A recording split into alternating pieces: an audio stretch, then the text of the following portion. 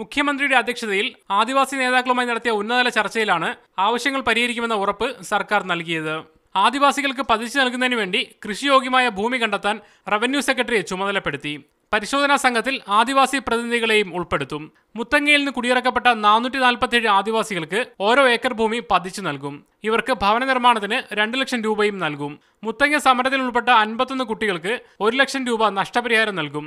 ആറളം ഫാമിലെ സ്വകാര്യ കൃഷി അവസാനിപ്പിക്കും. പെസ ആക്ട് പാസാക്കാനും ധാരണയായി. ഇക്കാര്യങ്ങളെല്ലാം ഒക്ടോബർ 8 നടക്കുന്ന മന്ത്രിസഭാ യോഗം പരിഗണിക്കുമെന്ന് മന്ത്രി പി.കെ. ജയലക്ഷ്മി അറിയിച്ചു. ഇന്നത്തെ മീറ്റിംഗിന്റെ ചർച്ചയുടെ അടിസ്ഥാനത്തിൽ ഇവിടെ അവരുന്നയിച്ച ഓരോ കാര്യങ്ങളും 8-ാം തീയതിത്തെ ക്യാബിനറ്റിൽ പ്രപ്പോസലായി തീരുമാനമെടുക്കുന്നതാണ്. ചർച്ചയിൽ പുരോഗതിയുണ്ടെന്ന് ആദിവാസി നേതാക്കളും പറഞ്ഞു. പൊതുവിലൊരു തുറന്ന സമീപനം ഉണ്ടായിട്ടുണ്ട്. ഞാൻ പറഞ്ഞതുപോലെ ഒക്ടോബർ 8 ക്യാബിനറ്റിൽ ഒരു തീരുമാനമുണ്ടാകുമെന്നാണ് അവർ പറഞ്ഞിരിക്കുന്നത്. ആ തീരുമാനം ഞങ്ങൾ പ്രതീക്ഷിക്കുകയാണ്.